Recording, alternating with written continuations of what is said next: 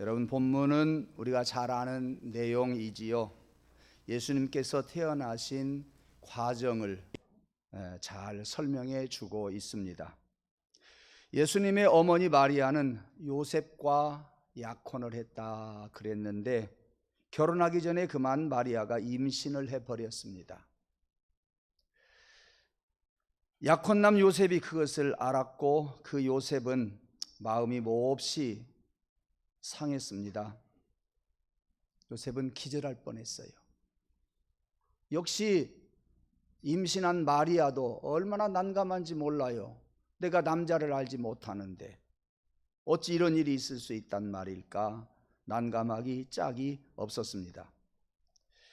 요셉은 마음이 몹시 상했지만 워낙 점잖은 사람이었다고, 오늘 본문에 보면 의인이라 그렇게 표현해 놨지만 다른 성경을 보면 점잖은 사람이었다 그렇게 표현을 해놓고 있네요.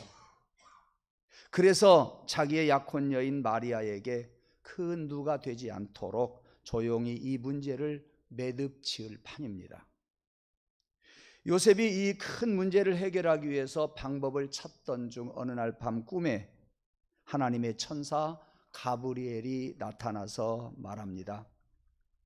다윗의 자손 요셉아, 주저하지 말고 그 여인과 결혼해라. 너의 여자 마리아는 성령으로 아이를 임신을 했단다.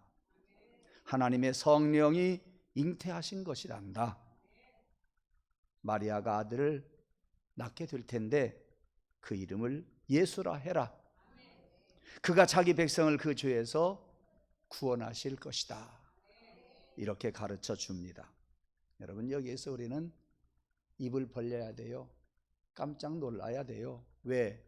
여러 선지자가 메시아가 이 땅에 올 것을 예고해 주었는데, 그것도 1년 전도 아니고 10년 전도 아니고 100년 전도 아니고, 선지자 중에 대표격인 이사야 선지자가 메시아 올 것을, 예수님이 올 것을 예표한 지가 벌써 720~30년이 되었는데, 이 사실이 이루어지는구나. 천사 가브리엘이 이런 이야기를 했을 때, 선지자들이 예언하더니 이루어지는구나. 여기서 우리는 입을 딱 벌리고 깜짝 놀라야 할 그러한 부분입니다. 그러니까 구약의 예언자들이 예고한 대로, 예언한 대로 그것이 성취된다, 그런 이야기예요.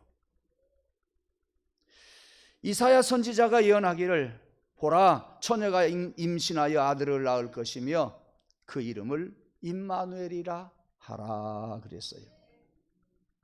여러분, 오늘 본문 23절에 보면 예수님이 오신다고, 예수님이 태어나면 예수라 하라고 가브리엘이 가르쳐 주었고요, 일찍이 이사야 선지자가 그 예수가 오면 임마누엘이라 하라 그랬어요. 뭡니까? 예수라는 이름과 임마누엘이라고 하는 이름. 여러분, 예수라고 하는 것은 이름이에요. 부르는 이름이에요. 그 뜻이 우리의 구원자라는 뜻입니다. 우리를 구원할 자라 하는 뜻이에요. 그리고 여호와는 우리의 구원자다, 그런 뜻이에요. 그런가 하면 임마누엘이라고도 하잖아요.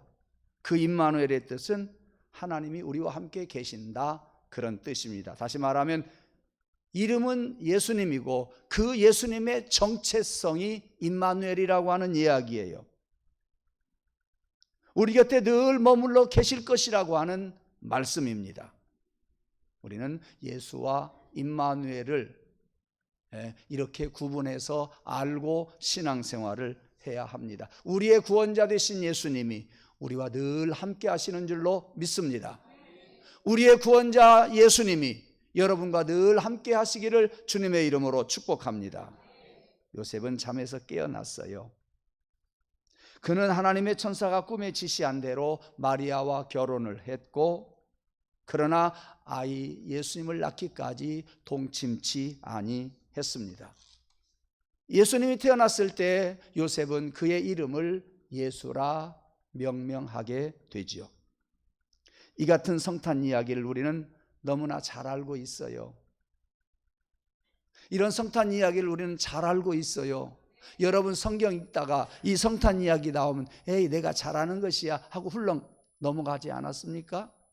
그것이 자칫하면 우리의 실수예요. 여러분들보다도 설교 준비하는 목회자들이 실수하기 쉬워요. 이건 잘하는 말씀이니까, 이 말씀은 잘하는 말씀이니까 하고 훌렁 넘겨버리기 쉽습니다. 그러나 저는 오늘 본문 말씀 속에서 훌렁 넘어가는 사람은 알지 못하는 부분을 여러분들에게 말씀을 드리려고 합니다. 오늘 본문의 말씀은 요셉의 이야기처럼 보여요. 그런데 아니에요. 사실은 그 속에는 마리아의 큰 믿음이 숨어 있다고 하는 겁니다. 마리아의 믿음이 지금 담겨져 있는 것을 저는 여러분들에게 말씀을 드리려고 합니다. 첫째, 지금 마리아는요, 자기의 환경이 난감해요. 설명할 수 없는 상황 속에 있어요. 말한다고 해서 사람들이 고지를 듣느냐? 그것도 아닐 것임을 그는 잘 알고 있어요. 아무리 설명해도 오해를 풀 수 없는 그러한 난감한 상황이란 말이에요. 처녀가 임신했으니 그것도 돌에 맞아 죽을 일이요. 그런데 성령으로 잉태했다고 하니 세상 사람들이 그거 비웃을 일 아니겠습니까? 예?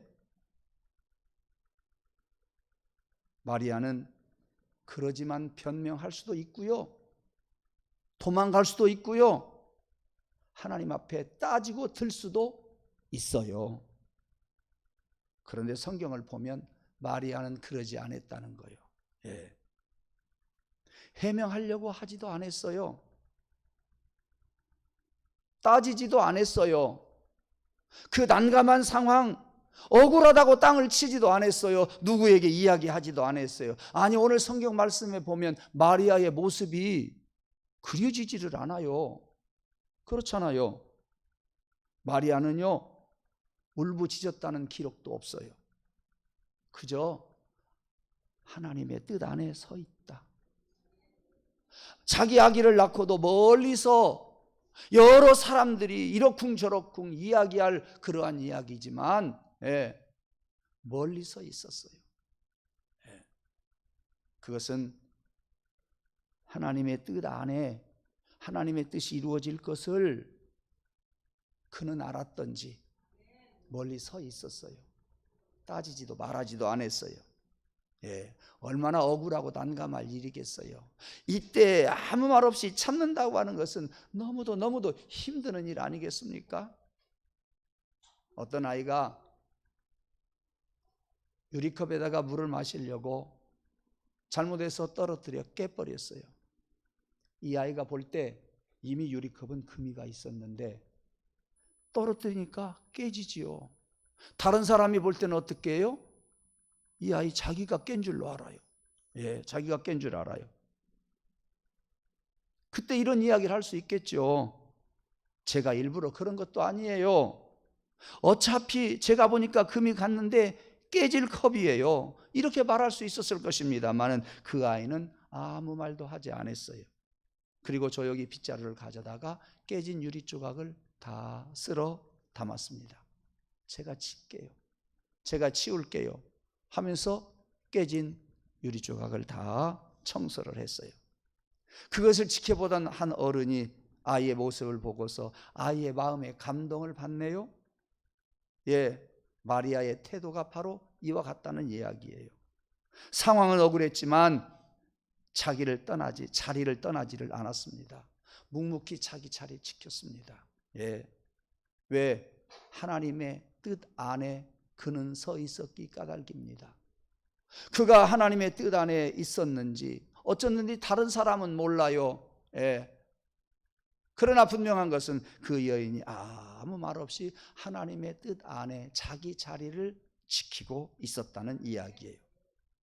어느 회사에 성실한 직원이 있었어요. 어느 날 본인이 실수하지도 않았는데 큰 프로젝트가 그냥 실패로 끝나버리고 말았습니다. 책임이 모두 그 사람에게 다 돌아가 버리고 말았습니다. 주변에서 이야기합니다. 가만히 있지 말아라. 바보 된다. 억울하다고 따져보아라. 너 바보 될래? 그렇지만 그 직원은 팀장에게 이렇게 이야기를 합니다. 지금은 설명해 보아도 오해만 더 커갑니다. 제가 맡은 일은 한번 끝까지 해보겠습니다. 몇 달이 지났습니다. 사실이 밝혀지게 되었고 사람들은 그때서야 그 사람이 잘못한 것을 실수했다고 이야기합니다. 그 사람은 잘못이 없다고 생각들을 하게 되었습니다. 그때 팀장이 이 직원에게 이야기합니다. 그때 네가 떠나지 않은 게 네 실력을 입증해 준 셈이고 네가 하지 않았다고 하는 너의 실수가 아니었다고 하는 것을 입증해 주었다. 무슨 말이에요? 네가 그때 손가락질을 받을 때 그 자리를 떠나고 퇴사를 해버렸다고 한다면 너는 끝까지 네 잘못으로 이 큰 프로젝트가 실패로 돌아갔다고 생각할 거 아니냐, 그 말이거든요. 이 직원을 살린 것은 말이 아니에요. 해명이 아니었어요. 그가 그의 자리를 떠나지 않았기 때문에 그가 회복이 되었어요. 오늘 본문의 마리아도 설명보다도 자기 자리를 지킨 믿음, 여러 가지 오해가 있었고 난감했지만 그는 그의 자리를 잘 지켰다고 하는 것, 그것을 우리는 깨닫고 마리아에게서 그것을 배울 수 있기를 주님의 이름으로 축복합니다. 누명을 다 뒤집었을 때 얼마나 힘들겠어요. 그러나 사랑하는 성도 여러분, 여러분의 자리 지키면서 성실하게 믿음으로 살아갈 때 한 달 지나고 1년 지나고 5년 지나면 이 누명은 다 벗어질 줄로 믿습니다. 하나님이 여러분들을 다 회복시켜 주실 줄로 믿습니다. 그때까지 참아낼 수 있는 믿음의 실력이 저와 여러분에게 있기를 두 손 높이 들고 하나님 앞에 구하는 성도가 되기를 주님의 이름으로 축복합니다.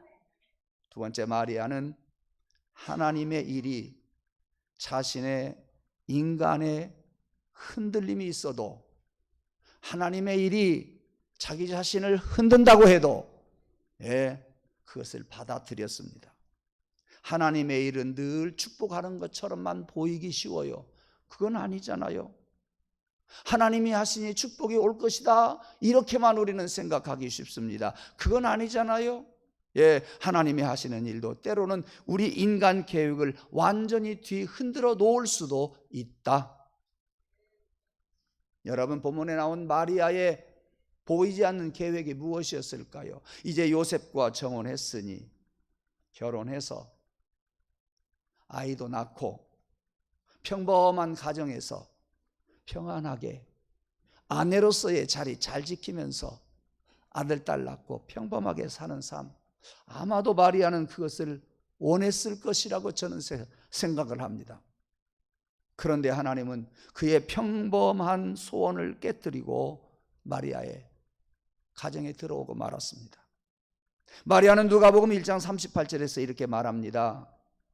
주의 여종이오니 말씀대로 내게 이루어지기를 원합니다. 저는 이 문장 하나, 이것이 다 은혜라고 생각을 합니다. 마리아는 무엇하고 시작합니까? 누가복음 1장 38절에 주의 여종이오니, 이런 어려운 환경 속에서 나는 주의 여종입니다, 벌써 그렇게 이야기하는 자체는요, 그의 생각이나 그의 의지나 그의 변명이나 그의 환경을 그녀가 어떻게 해보려고 생각하지 않았다는 거요. 나는 주의 종입니다, 당신의 말씀대로 이루어지기를 원하나이다.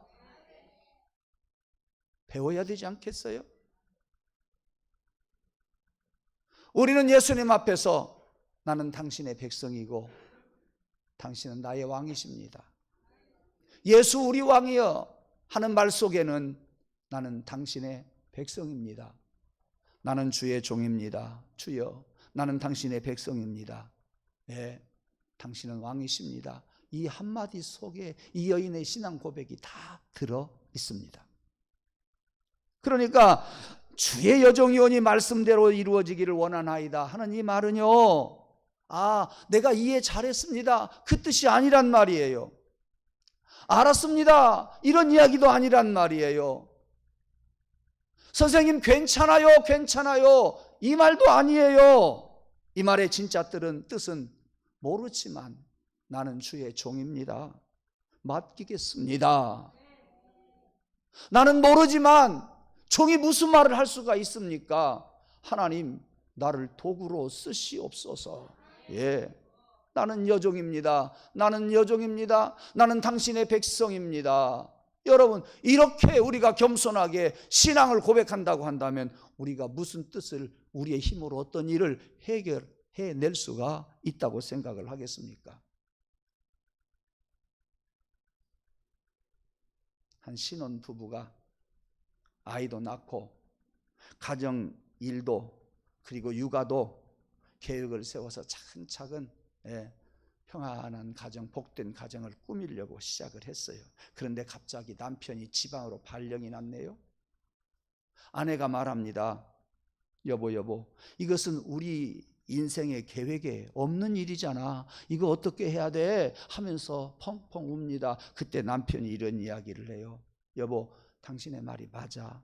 우리가 이런 일이 있을 것이라고는 생각도 안 했고 이런 계획은 조금도 계획을 세워보지 않았지. 그런데 이 길이 우리의 가는 길을 막는 길인지 아닌지 아직은 모르잖아.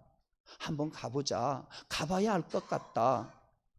그래서 결국은 이 두 부부는 명령을 받고 지방으로 내려갔습니다.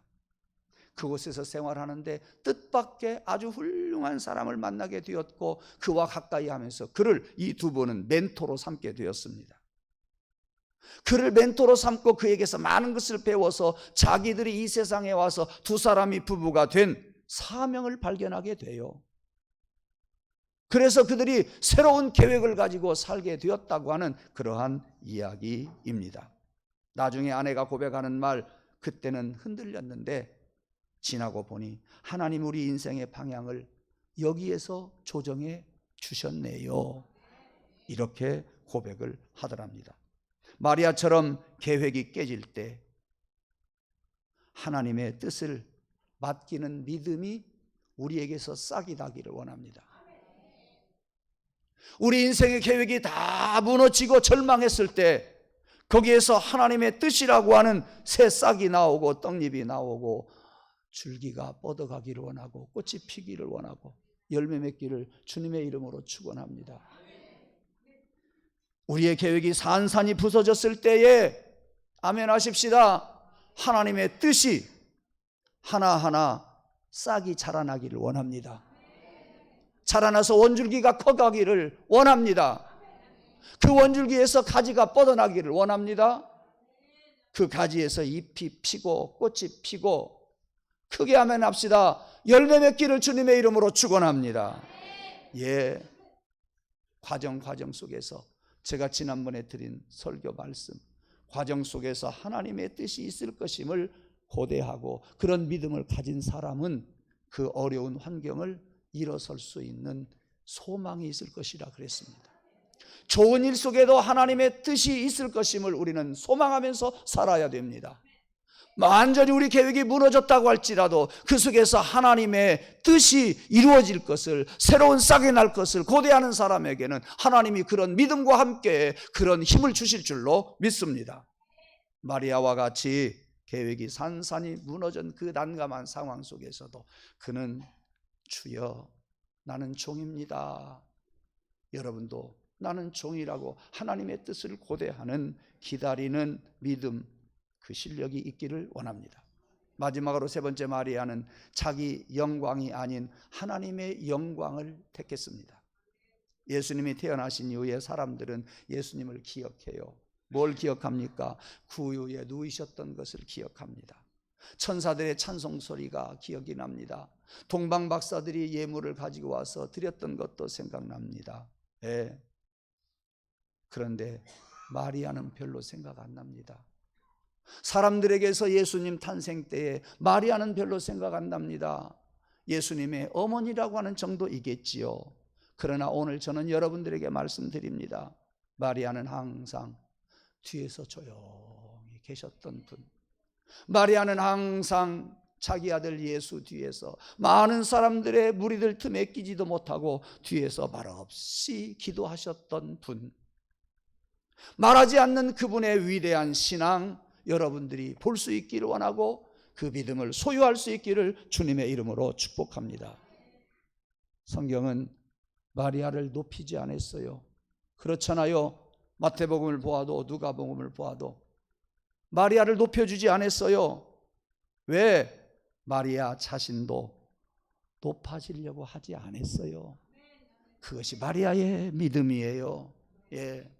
여러분, 세상의 어떤 사람보다도 마리아는 예수님을 낳은 어머니로서 최고의 여인이었어요.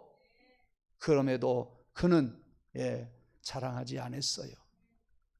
가만히 있어서 기도하니까 최고의 여인 되네요. 말없이 예수님 뒤에서 가만히 자리 지키고 있으니까 최고의 여인이 되네요. 예. 침묵은 금이라고 하는 말과 비교할 수 있겠어요?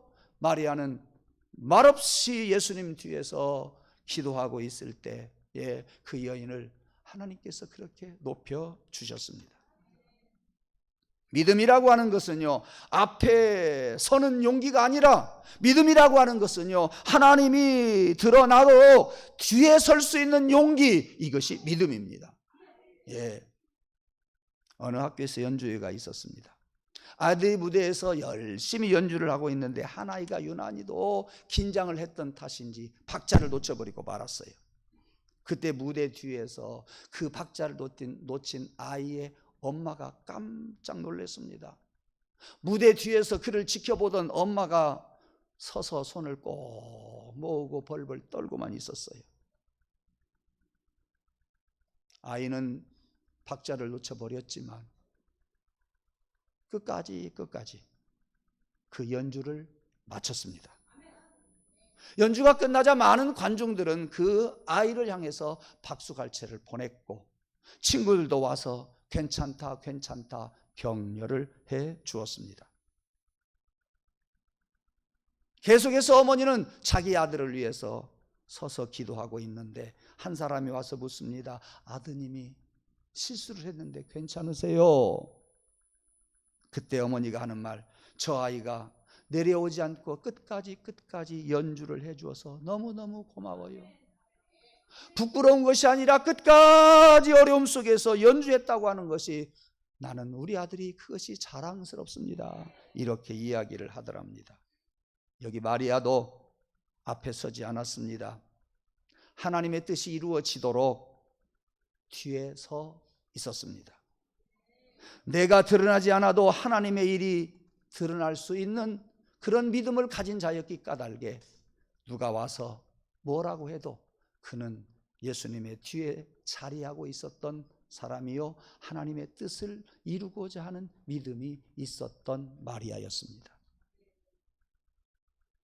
해명하기보다는 자리를 지키는 그 여인의 믿음, 이해되지 않아도 순종하려고 하는 그 여인의 믿음, 억울해도 자리를 끝까지 지켰던 그 믿음, 나는 빛나지 않아도 하나님이 드러나야 된다고 하는 그러한 믿음. 신앙이 깊어진다는 것은 아무런 문제가 없는 것이 아니라 문제 속에서도 하나님을 신뢰하고 하나님을 높이며 내 믿음을 지키는 자, 그게 바로 훌륭한 믿음인 겁니다. 오늘 우리의 삶의 현장에서 이해되지 않는 상황들이 많이 있을 겁니다. 설명할 수 없는 난감한 일들도 많이 경험했을 것입니다. 억울한 자리도 있었고 따지고 싶은 일들도 많이 있었을 것입니다. 여러분, 앞으로도 또 그런 일들이 생길 겁니다. 그럴 때 이렇게 고백할 수 있기를 바랍니다. 주님, 이해할 수는 없지만 나는 이 자리 지키고 떠나지 않겠습니다. 하나님, 당신만 높이 드러나기를 간절히 소원합니다. 이 믿음이 성탄이 오늘 우리에게 가져오게 하는, 성탄이 우리에게 또다시 오게 하는 그러한 믿음이 되기를 주님의 이름으로 축원합니다. 바라건대 주님께서 이 조용한 믿음을, 우리의 믿음을 억울한 믿음을 우리 각 성도들의 삶 속에서도 또 사용하시기를 원합니다. 나는 억울하지만 이것을 하나님은 나를 통해서 도구로 쓰시면서 나는 하나님께 기쁨을 드릴 수 있는 성도가 되기를 원합니다. 나는 억울하지만 하나님이 기뻐 받으신다고 한다면 성령이여 그렇게 쓰시옵소서. 성령님이여 나를 도와주시고 그렇게 쓰임받은 것에 대해서 감사하게 하여 주옵소서. 그런 성탄이 되기를 주님의 이름으로 축복합니다. 기도하겠습니다. 두 손 넣으시지요. 하나님, 본문의 글이 많이 대두되지 아니한 마리아의 모습을 생각하면서 그 여인의 믿음을 찾아보았습니다. 해명하기보다도 자리를 지키며 여러 가지 부끄러움 속에서도 하나님을 드높이는 그의 믿음도 생각해 보았습니다. 사람의 어떤 계획보다도 하나님께 맡기는 믿음, 주여 여종입니다, 주여 여종입니다 하면서 여종의 자리로 내려가고 하나님께 영광을 돌리는 그 여인의 모습을 생각해 보았습니다. 나도 흉내라도 내게 하여 주옵소서. 부족하지만 우리 주님을 주인으로 섬기고 나는 항상 종이게 하여 주옵소서. 예수님을 왕으로 섬기고 나는 그를 따르는 백성이 되게 하여 주시옵소서. 주도 이러한 가장 기본인 신앙을 놓지 않게 하시고 이런 기본적인 신앙 가지고 예수님이 나를 도구로 쓰심으로 예수님은 기뻐하시고 결국 나도 영광 돌리는 주님의 백성임을 알아 주님과 함께 기쁨을 맛보게 하여 주시옵소서. 이 모든 말씀 우리 구주 예수님 이름으로 감사하며 기원하옵나이다. 아멘.